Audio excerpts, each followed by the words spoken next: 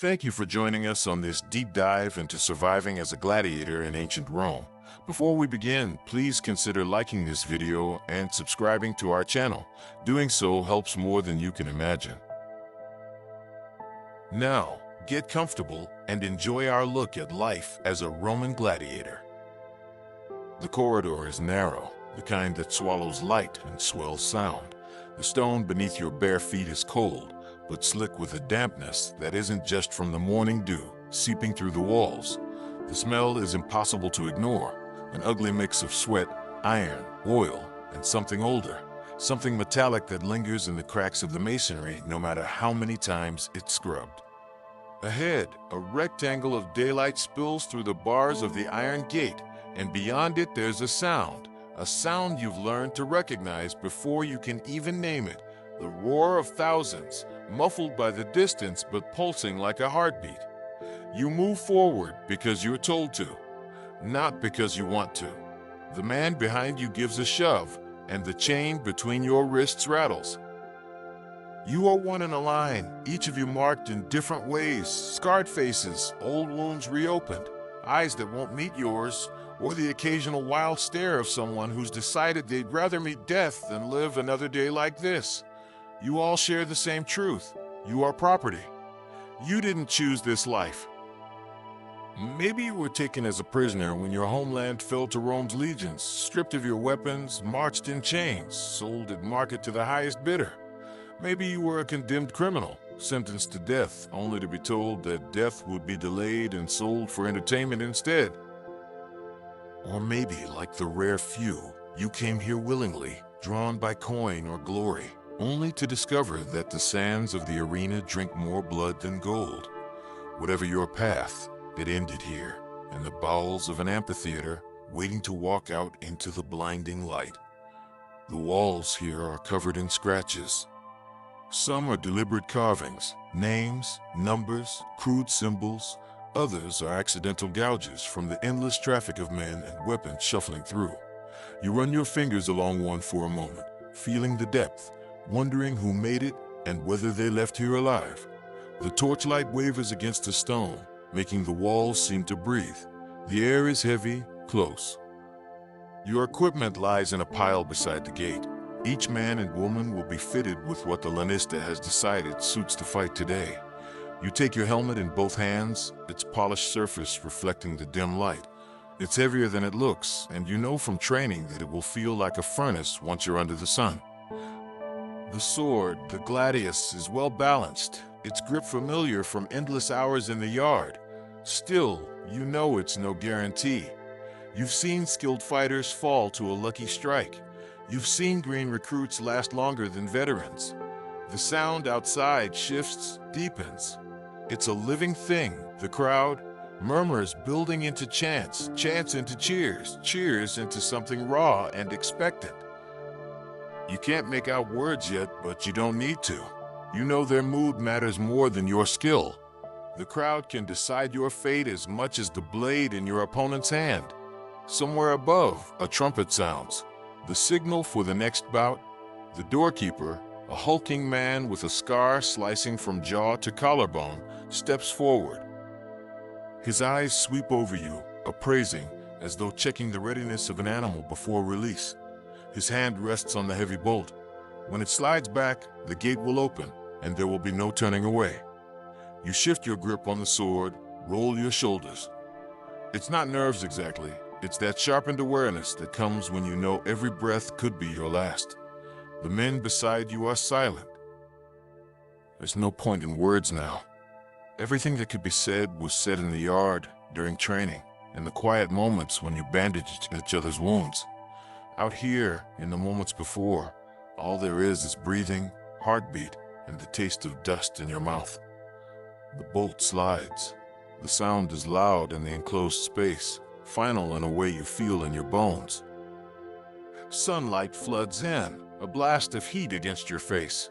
The roar of the crowd hits you like a physical blow, no longer muffled but sharp and deafening. You squint against the glare, stepping forward into the light.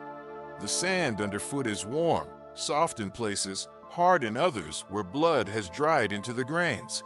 You don't look at the crowd, not yet. Your eyes scan the arena, its vast oval stretching away, the high walls, the imperial box where the most powerful man in Rome may be watching. The entrance is opposite where your opponent will emerge. The smell changes here too. You catch hints of spilt wine, roasted meat, perfume drifting from the upper tiers, but beneath it all is the iron tang of blood, old and new. You lift your sword slightly, a reflex. Somewhere in the stands, a few voices cheer your name, or the name they've given you. You can't tell if it's encouragement or anticipation for your death. You've learned not to care. Applause is applause. It doesn't keep you alive. The gate opposite begins to rise. The crowd surges in volume, a wave breaking over the amphitheater. You see movement in the shadowed entrance, the outline of another figure stepping into the sun. The details sharpen. A helmet crest, a net in one hand, a trident in the other. Retiarius. You fought them in practice, learned how their speed and reach can undo a heavier armed man. You adjust your stance, already calculating angles, distances, the weight of your own armor. You remember the Lanista's voice from training. Survive first, win second. The crowd loves a fight that lasts, that teases the end before delivering it. A quick kill may please some, but a prolonged struggle wins hearts, and hearts can mean mercy.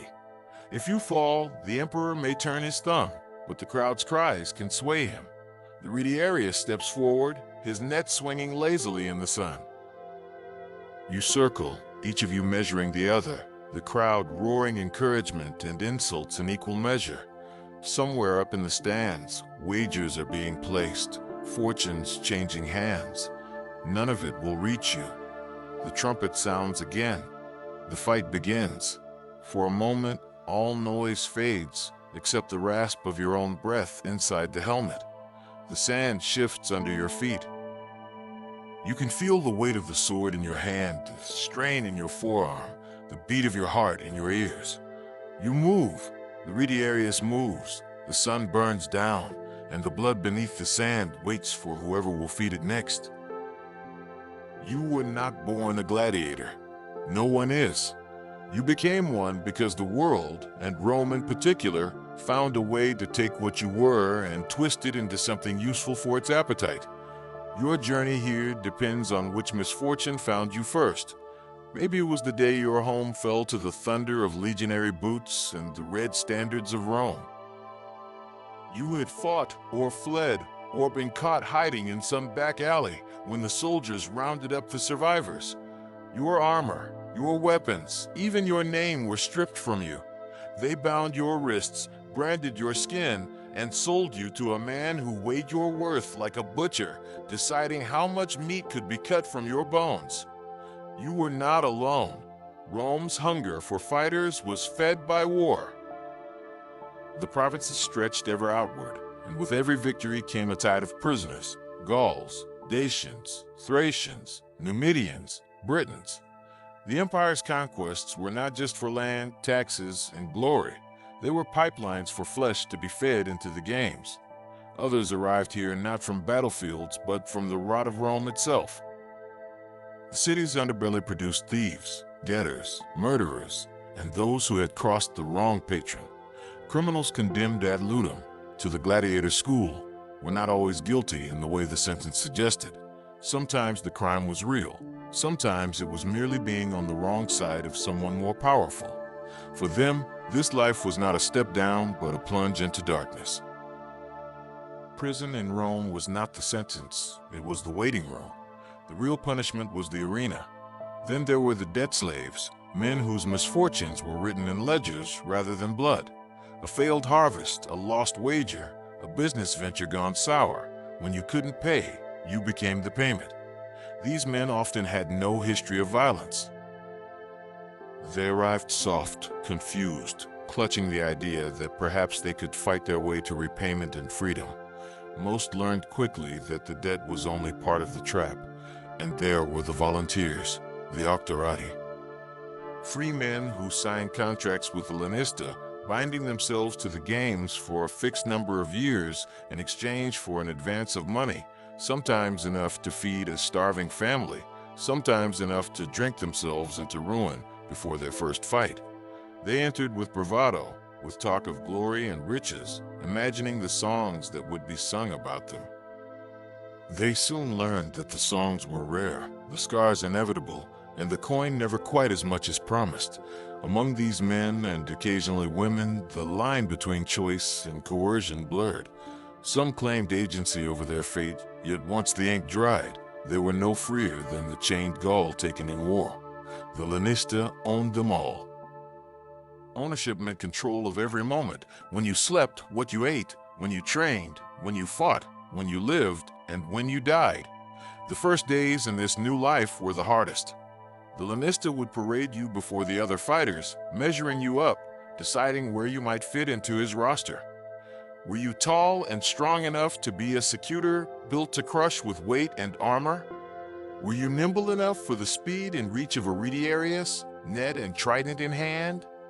Or perhaps you'd be trained as a murmillo, with the heavy shield and the crested helmet, a walking wall of bronze and muscle.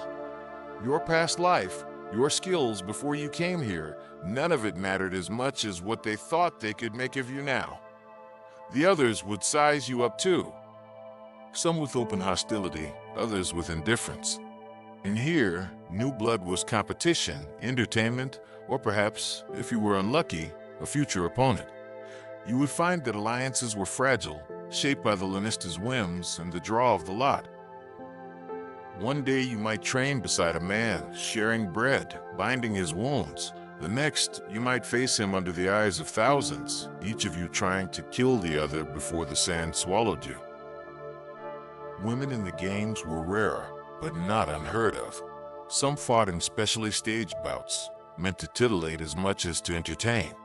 They were often given lighter armor and unusual weapons, their fights choreographed for spectacle. That did not make them safe. The crowd's appetite for blood was no less when the fighter was a woman. No matter how you arrived, the shock of the Ludus stripped away whatever you thought you knew about survival. The gate clanged shut behind you, and you entered a world where discipline was absolute. The lanista's authority was law. Disobedience was met with flogging, branding, or chains. Escape was a fantasy. The punishments for being caught made the arena look merciful. You were valuable, but only as long as you were obedient, healthy, and capable of drawing the crowd's attention. You began to understand the hierarchy. At the top were the veterans, the men who had survived long enough to become dangerous not just with weapons, but with influence. The lanista relied on them to set the tone in the yard, to teach by example, to maintain a certain order among the fighters. Below them were the mid-rankers, those who had fought enough to be competent but had not yet built a reputation. At the bottom were the recruits, the raw meat. You learned to watch your tongue. Words had weight here. An insult could be remembered, carried to the arena, and repaid with interest. You learned to measure people by how they moved, how they held themselves, by the look in their eyes when the trainers barked orders. The ones who stared too long at the gates or the walls, those were the ones who would break first. The ones who seemed too eager, too ready to fight, were often the ones who would die early. You also learned quickly that the games were not just a sport, but a business. The lanista did not invest in you to see you die cheaply. Training was costly, feeding you, housing you, equipping you. Even the armor you wore in the arena was an investment, often repaired and repurposed from fighters who had fallen before you. You would be expected to repay that investment in victories, in the cheers and wagers of the crowd. And yet, despite the chains, despite the fear, you would find that some part of you changed here. The man who had been dragged through the gates was not the same man who picked up a training sword for the first time. The routine, the exhaustion, the constant proximity to death, they stripped away the life you had before and replaced it with something else.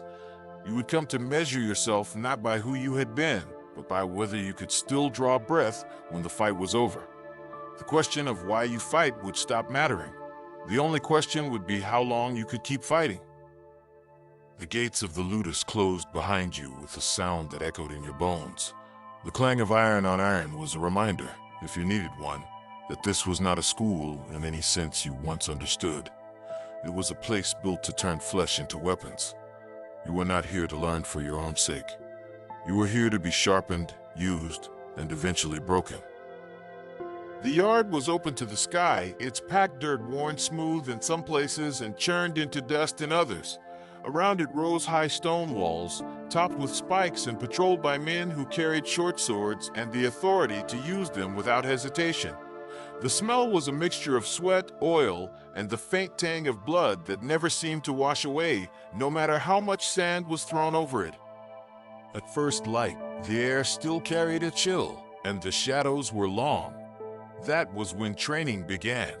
You were woken by the bark of an overseer, the rattle of chains being unlocked, and the groan of men rising from their pallets. Sleep here was shallow at best. The night brought the sounds of muttered prayers, the occasional muffled sob, the groans of men whose bodies ached from the day before. Some nights there were screams, short, sharp, cut off too soon. You never asked. You learned quickly that questions were dangerous. The first task of the day was to eat, though eating was too generous a word. Bowls of barley porridge were ladled out, sometimes thick and heavy, other times thin and watery depending on supplies. There were beans when they could be spared, bread when it hadn't gone too stale, and on rare occasions, a scrap of meat. The diet was meant to build bulk, not speed, and certainly not pleasure. You were fed as you might feed an animal you planned to work hard and kill later. The food was heavy, the kind that sat in your stomach all morning, but it gave you the strength to hold the weapons you'd be expected to master. Weapons training was relentless. In the first weeks, you didn't touch real steel. Instead, you were given a wooden sword, heavier than the Gladius it mimicked, so that when the time came to wield the real thing, it would feel almost light in your hand. You swung it until your shoulders burned, until your hands blistered and then calloused. You were made to fight against wooden poles, against other recruits, against the air itself, each movement corrected by the sharp crack of a vine switch across your back or arms if your form slipped. Armor was another lesson. You learned to carry its weight, to move without letting it drag you down. For some, the armor was minimal, light leather, a small shield. For others, it was a helmet with a visor that narrowed your vision, a heavy shield that numbed your arm after an hour, greaves that chafed your shins raw. You learned that every piece of equipment had its weakness, and so did you. The lanista rarely trained you himself. His job was to run the business, not to waste time on raw recruits. Instead, the task fell to doctors, veteran gladiators whose careers had lasted long enough to keep them alive, but not long enough to make them rich. They were hard men, their patience worn thin by years of watching young fighters die. They shouted orders in voices that carried over the clang of weapons and the grunts of exertion. They demonstrated techniques with the precision of men who knew the cost of mistakes. When you failed to grasp a move, they showed you again. If you failed a second time, the lesson was pain. Every day was a cycle of drills, sparring, and punishment. You learned footwork until you could step and pivot without thinking. You learned to read the smallest movements of an opponent's shoulders, the tightening of a grip that might signal an attack. You learned to keep your shield high, even when your arm screamed with fatigue, because a moment's lapse could mean a cracked skull in the arena. The yard was not your only classroom. There were confined rooms where you practiced with nets, with tridents, with daggers short enough to be hidden under a tunic. You trained with the bow for certain exhibitions, with the spear for others. The variety was less about choice and more about the lanista ensuring you could be slotted into whatever spectacle he planned. One day, you might fight as a secutor against Iridiarius. Another, you might be armed as a murmillo, facing a man who carried only a curved blade and a round shield. You learned to adapt because failing to do so meant death. Punishment for disobedience was swift and public. A man caught slacking during drills would be flogged before the others, the lashes tearing through skin until they bled freely. A man caught fighting outside the yard might be shackled overnight in the cold or denied food the next day. Talk of escape was met with cruelty so inventive that the mere rumor of it kept most men in line. You had seen enough to know that there were fates here worse than the arena. Injuries were inevitable. Blisters became calluses, calluses split and bled. Bruises bloomed in shades of yellow and purple across arms, ribs, thighs. Sometimes bones cracked, a rib from a badly timed block, a finger from a shield bash, a forearm from a fall. The medicus worked with whatever tools he had, splints of wood, linen bandages, poultices that stung when applied. You healed quickly or you didn't fight. If you didn't fight, you didn't earn your keep, and the lanista had no use for men who couldn't stand on their own feet. At night, you returned to the barracks. The air inside was thick with the smell of unwashed bodies and the faint tang of oil used to clean weapons. Men lay on pallets, some tending to their gear, others staring into nothing. There were those who whispered to one another, forming small alliances, watching each other's backs in the yard. There were others who stayed silent, keeping their thoughts to themselves.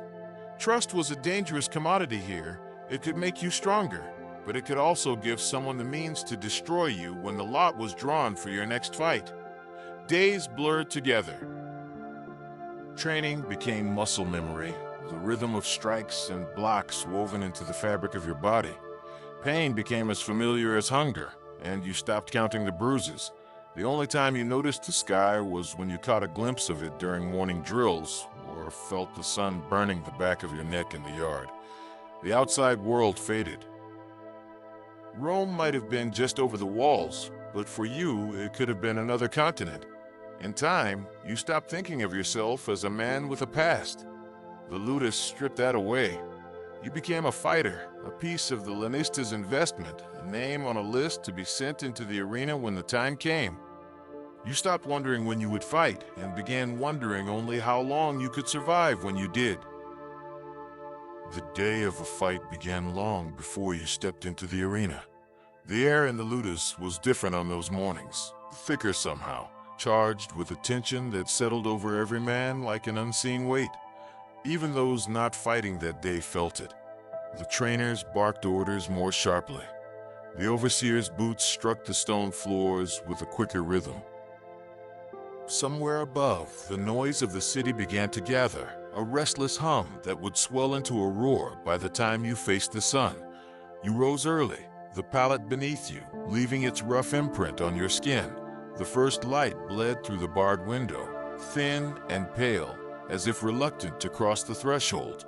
The porridge was thicker on fight days, the bread fresh enough to tear without effort. You ate because you had to, not because you wanted to. A full stomach slowed you down, but an empty one sapped your strength. It was a balance you never quite mastered. In the yard, the weapons were laid out. Some you knew as well as the lines on your palms, others felt alien in your grip. What you were given depended on the match. You might be handed the familiar weight of a gladius and the curved protection of a scutum shield, or you might be forced to carry a trident and net, weapons that required speed and precision you had never truly mastered. There was no fairness in the selection. The lanista's decision was final, shaped as much by the crowd's taste for variety as by your skill. The armorers tightened straps and adjusted greaves. Leather creaked, metal clinked. The helmet went on last, enclosing you in your own shallow echo chamber. The air inside was close, every breath warming the metal until it seemed to cling to your face. The visor narrowed your world to a slit of light. You could not see the sky above, only the dust of the yard and the blurred shapes of men moving around you. The waiting was the hardest part. Hours could pass before your name was called, each one stretching out like a slow tightening of the noose. You heard the distant roar of the crowd as other matches played out. The sound rose and fell in waves, cheers for a strike, gasps for a near miss, groans when a fight ended too soon. You learned to read those sounds, to measure the crowd's mood before you even set foot on the sand. A restless crowd was dangerous. They wanted blood, and they might not care whose it was. When your turn came, you were led to the tunnel. The sunlight ahead was blinding after the gloom of the Ludus. The crowd's noise became a wall, pressing against you from all sides. The sand, when you stepped onto it, gave slightly beneath your feet. You knew it was raked between matches, but no amount of grooming could hide the darker patches where blood had dried into the grains. You looked for your opponent. Sometimes you knew them, a fellow trainee, a man you had sparred with in the yard. Other times they were strangers, brought in from another Ludus, or perhaps a condemned criminal thrown into the games for a final show. The match might be evenly paired, or it might be a spectacle designed for imbalance. A heavily armored Secutor against the lightly armed Radarius, a Murmillo with his broad shield facing a nimble Thraex with a curved blade. The crowd wanted more than a fight. They wanted theater. You learned to give it to them. A slow circling to build tension, a feint that drew gasps, a sudden flurry of strikes to send a ripple of excitement through the stands. You could not fight only for survival. A man who fought without showmanship risked the crowd's boredom, and boredom was a dangerous thing. It could turn their voices against you in an instant. The rules of the match were not written in stone. Sometimes you fought until one man fell and could no longer rise. Sometimes the bout ended at first blood. Other times, you fought until the referee, the Summa Ludus, intervened, signaling that the fight was over. But the real decision was not always his. The Emperor, if present, could raise or lower his hand, granting mercy or demanding death. The crowd's cries could sway him. The chant of Mit, for mercy or Ugula, for death could decide your fate as surely as the edge of a blade. You learned to read the moment. If you fell, you raised your finger to plead for mercy, holding your gaze steady on the imperial box. You made your defeat dignified, even noble, because a man who died begging was quickly forgotten, but a man who fell with courage could live to fight again. The fight itself was a blur. You remembered flashes, the clash of metal, the sting of sand kicked into your face, the grunt of effort as you blocked a blow that would have split your skull. The heat of the sun bore down on you, sweat stinging your eyes. Your arms ached, your breath came in ragged bursts, but you could not slow. One mistake, one slip, and the fight was over. When it ended, whether in victory, defeat, or survival by the crowd's mercy, you were led back through the tunnel. The noise of the arena faded with each step, replaced by the muffled quiet of the Ludus. The armor came off piece by piece, leaving you lighter, but also strangely exposed. Your body throbbed with bruises, cuts, and the deep ache of muscles pushed beyond their limits. If you had won, there might be a nod from the Lanista, perhaps even a coin or two slipped into your hand. If you had lost, there was only the medicus, tending your wounds with rough efficiency before sending you back to your pallet. And then you waited for the next fight, the next call, the next time you would walk into the sun and hear the roar of thousands. You knew you could not fight forever. No one could. But until the end came, you would fight as Rome demanded, not just with your sword, but with the performance the crowd demanded. Because here, in this place, survival was not enough. You had to make them remember you. When the roar of the crowd faded and the sand of the arena was no longer under your feet, what came next was rarely triumph. Even on days you won, the price of victory was almost always pain. The walk back through the tunnel was slow, every step sending a pulse through bruises, cuts, and joints jarred by the force of blows. Adrenaline carried you through the fight, but once you were beyond the eyes of the crowd, it drained away, leaving only exhaustion and the realization of how badly your body had been punished. The first stop was the medicus. He worked in a room that smelled of vinegar, herbs, and old blood. His tools were simple: bone needles for stitching, bronze scalpels for cutting away dead flesh, heated irons for cauterizing wounds. There was no gentleness to his touch. He had too many fighters to tend, too little time, and no reason to soften the pain. You sat on a bench as he worked, the sting of alcohol or wine poured into cuts, making you clench your jaw. If a bone was broken, it was splintered with wood and linen. If you could walk, you would be sent back to your pallet. If you could not, you were left where you lay until you either recovered enough to stand, or your place in the barracks was needed for someone else.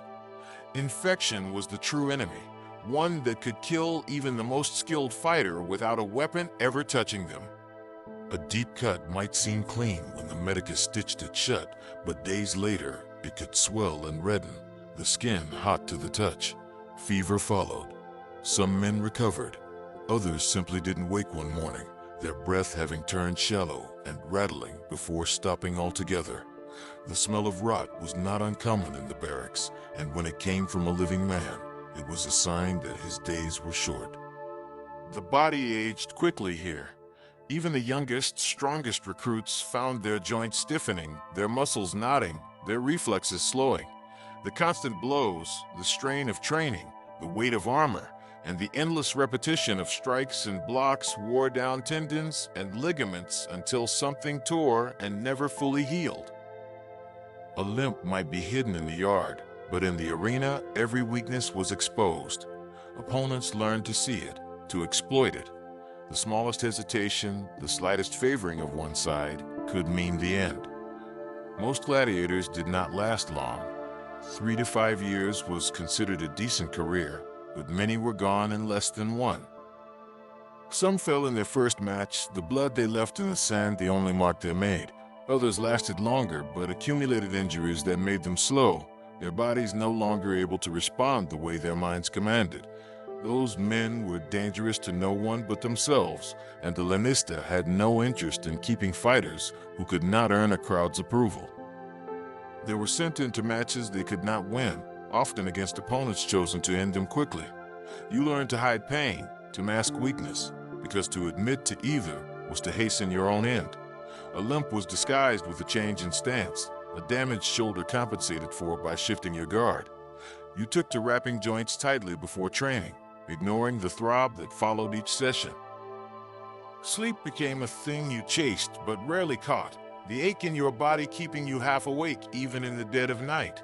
The barracks were a place of quiet suffering. Men lay on their pallets, staring at the ceiling, their eyes clouded not with dreams, but with memories of blows they had taken and wounds that still ached. Conversations became shorter. Humor was rare. You could feel the weight of time pressing down on each of you. The younger fighters avoided the eyes of the older ones, as if to pretend that what they saw in those worn faces would never happen to them. There were moments when you felt strong, days when training went well, when your strikes landed with precision, when your body responded without hesitation. But they were fewer with each passing season. You learned to savor them because they reminded you of why you still fought, even when you could not remember the exact moment the will to fight had replaced the will to live. The medicus could keep you standing, but he could not reverse what time and the games did to a man. Bones healed crooked, scars pulled at the skin, limiting movement. Teeth were lost and not replaced. Eyes dimmed from repeated blows to the head. A cough might never fully leave you, the dust of the arena settling into your lungs. You saw men who had been powerful and fast reduced to shuffling wrecks in a handful of years, their names forgotten by the crowd that once screamed for them. And always there was the knowledge that one bad day, one unlucky strike, could end you. It did not matter how skilled you were, how many victories you had. The arena was not a place of fair endings. You might slip on the sand. You might be paired against an opponent whose weapon gave them the advantage. You might misjudge the reach of a strike or feel your leg buckle when you tried to dodge. The fight would be over, and the crowd would decide whether you left breathing or bled into the ground. When you returned to your pallet after a match, you often lay in the dark and thought about how many more times you would make that walk. You wondered if the man lying beside you would still be there in a month, or if his place would be taken by someone new. You thought of the moments in the arena when you had been certain you would not leave alive, and you realized that those moments would come again. Here, survival was not about avoiding death. It was about delaying it. You could last months, maybe years, but the end was always waiting. And when it came, It would not matter how many fights you had won, how many cheers you had earned. The sand would drink your blood just as it had for the countless others before you, and Rome would move on to the next spectacle. Fame in the arena was a strange thing. It could raise you from obscurity to the lips of every citizen in Rome, your name shouted in the streets, carved into walls, whispered in taverns. It could earn you favors from the wealthy, the attention of women and men who sought the thrill of being close to danger, and the kind of respect that came not from nobility or birth, but from surviving what should have killed you. Yet fame here was never separate from the blood that bought it. Every cheer, every laurel, every coin tossed into the sand was earned at the cost of another man's life, or the constant threat of losing your own. To become famous as a gladiator, you had to do more than win. Victories were important, but victories alone did not make legends. You had to give the crowd something to remember. Perhaps it was a distinctive way of fighting, reckless charges that made people gasp, or defensive skills so precise it frustrated opponents into mistakes. Perhaps it was defiance, a habit of staring down the imperial box as if you were challenging the emperor himself. Or maybe it was simply the way you carried yourself, the sense that you belonged in the arena as much as any general belonged on a battlefield. The most famous gladiators could draw crowds large enough to fill an amphitheater before the fight was even announced. Their names on the bill were enough to make wagers fly from hand to hand, enough to draw nobles and commoners into the same space, united for a few hours in their thirst for spectacle.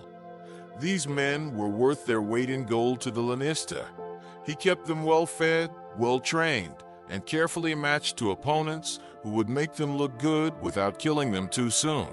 Fame brought rewards.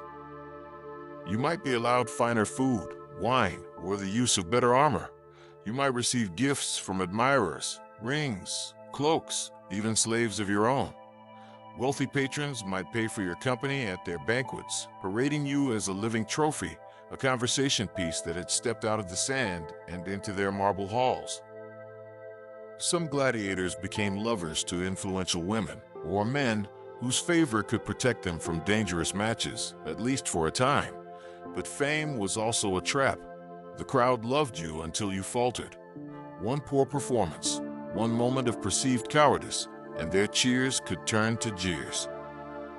A man who had been celebrated for years could be cast aside, sent into a hopeless fight to satisfy the same crowd that once begged for his mercy.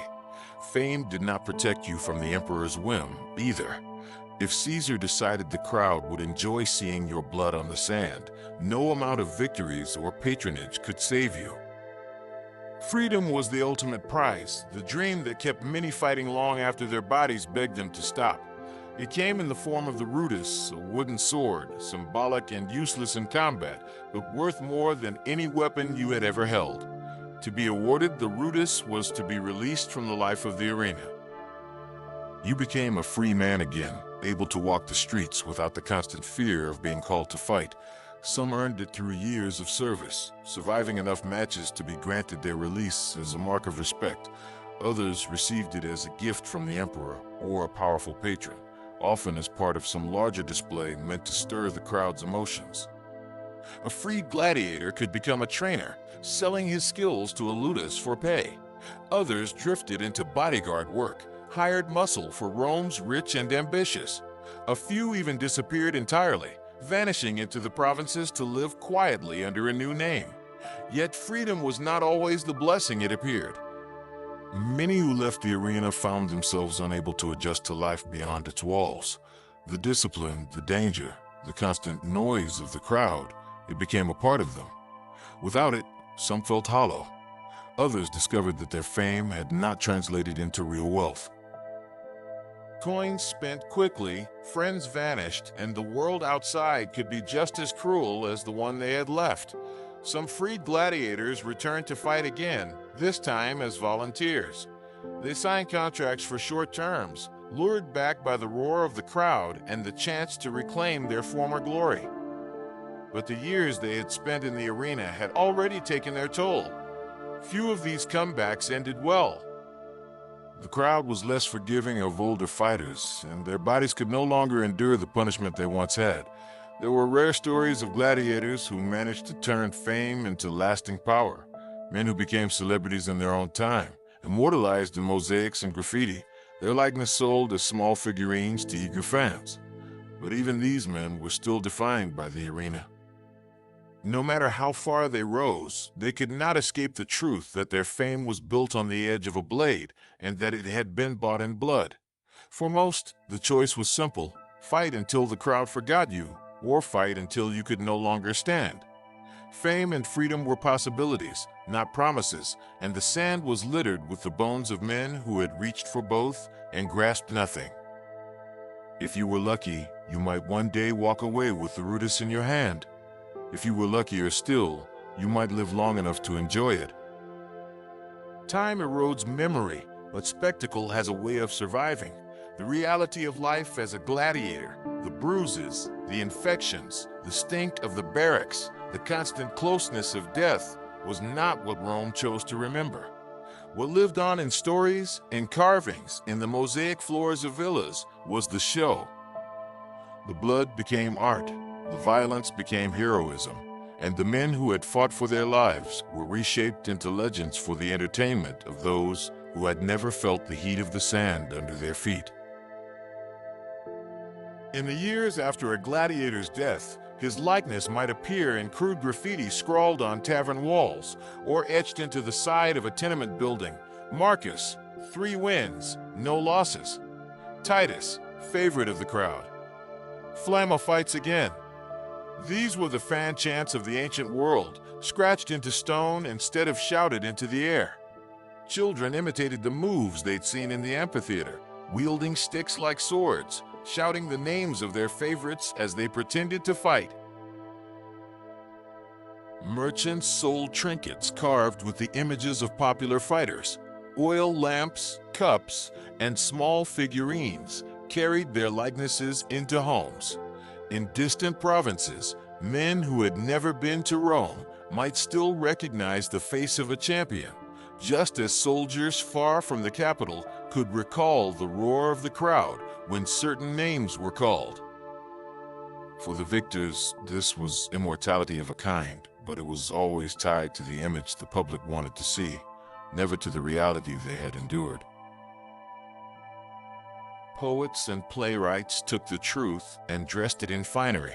In their verses, a gladiator's death was noble, a grand sacrifice for the honor of the games. They did not write of the men who bled out unseen in the dust after a botched fight, or the ones who rotted from fever in the barracks. Artists captured the moment of triumph, sword raised high, opponent fallen, never the slow decay of a career cut short by an unhealed wound, or a match fixed for a quick death. Even emperors used the image of gladiators for their own ends. They were paraded in processions, displayed as symbols of Rome's strength, proof that the empire bred warriors unlike any other. The games themselves became tools of politics, gifts to the people to win favor or distract from unrest. Bread and circuses, they called it, and the gladiators were the centerpiece of the circus. Outside Rome, in the provinces, the image of the gladiator could take on an almost mythical quality. To those who had never stood inside an amphitheater, the fighters seemed larger than life, men who met death with a smile, who fought not because they had to, but because they chose to. This was a comfortable lie for those who paid for the games and those who watched them, because it kept the blood at a safe distance. Generations later, when the amphitheaters began to crumble and the games faded into history, the stories outlived the men who had inspired them. The truth of their lives was buried beneath layers of retelling. Pain became glory. Survival became valor. Chains became the mark of discipline rather than ownership. People remembered the sand and the sun and the roar, but not the dark corridors, the taste of dust, the stink of the barracks. In time, the gladiator became a symbol that could be shaped to fit whatever story was needed. To some, he was the embodiment of courage, proof that even in the face of certain death, a man could stand tall. To others, he was the warning of Rome's cruelty, a reminder that the empire's greatness was built on the broken bodies of those it enslaved. To the dreamers, he was the romantic hero, a man whose life was a song of struggle and victory. To those who had lived it, or who had inherited the scars of those who had, he was simply a man who had been forced to fight until he could not fight any longer. The myth endures because it is cleaner than the truth. The blood in the sand dries quickly, but the story of the man who spilled it can be told again and again, each time with the rough edges smoothed away. The spectators are gone, the amphitheaters are silent, but the image of the gladiator, bronze gleaming, sword poised, facing death without fear, still walks through history, untouched by the reality that shaped him.